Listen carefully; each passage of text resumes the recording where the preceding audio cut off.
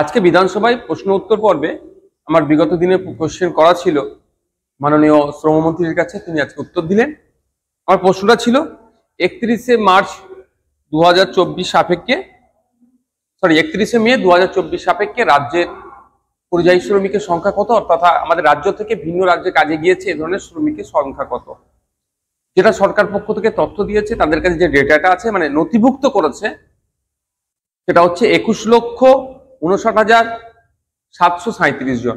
তাই বলে রাখি, এটা জাস্ট এক বছরের নথিভুক্ত।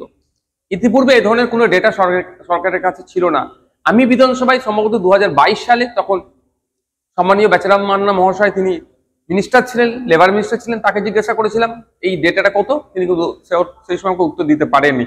তারপরে মেনশন করেছিলাম এই ধরনের একটা প্রকল্প আনা দরকার পরিযায়ী শ্রমিকদের জন্য। এখন তাও ডেটা পাওয়া যাচ্ছে, এটা জাস্ট এক বছরের ডেটা।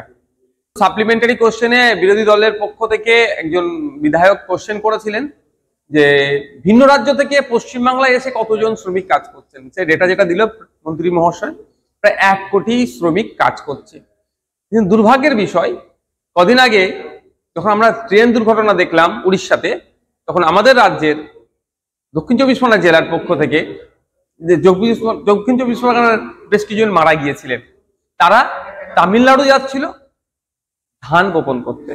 নাকি বলছে আমাদের রাজ্যের শ্রমিকদের স্কেল বেশি, বাইরে গিয়ে বেশি টাকার বেশি কাজ পাচ্ছে। ব্যাপারটা হচ্ছে আমাদের রাজ্যে কাজ নাই, আমাদের রাজ্যে কাজ নাই এবং কাজের শ্রমিকের মূল্যায়ন করা হয় না। সাথে সাথে কাজের থেকেও যেটা বেশি জিনিস হচ্ছে, মিনিমাম ওয়েজেসটা ঠিকঠাক দেওয়া হয় না।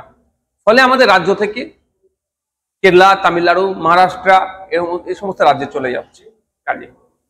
স্পেসিফিক আমি কোশ্চেনটা করিনি কোন রাজ্যে কত শ্রমিক আছে, তারপরেও যে মন্ত্রী মশাই উত্তর দিয়েছেন মহারাষ্ট্রে সব থেকে বেশি পরিযায়ী শ্রমিক আমাদের রাজ্য থেকে আছে। আগামী দিনে অবশ্যই এই ধরনের কোশ্চেন আমি করবো। 282 জন মতো আমাদের ওয়েস্ট বেঙ্গল থেকে ওয়াইনাডেই কাজ করছে, আটকে আছে। না, এই ধরনের কোনো তথ্য পেশ করা এখনো হয়নি। গত 4-5 দিন আগেকার ঘটনা, এখনো সবার সাথে সরকার যোগাযোগ করে উঠতে পারেনি। আজকে সন্ধ্যার মধ্যে নাকি উঠে পড়বে বলছে, ভালো কথা যোগাযোগ করে।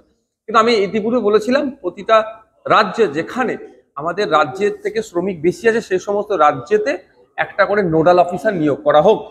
তামিলনাড়ু, কর্ণাটকা, কেরালা, মহারাষ্ট্র, এই সমস্ত দিল্লি, এই সমস্ত রাজ্যেতে পশ্চিমবাংলার শ্রমিকের সংখ্যা বেশি।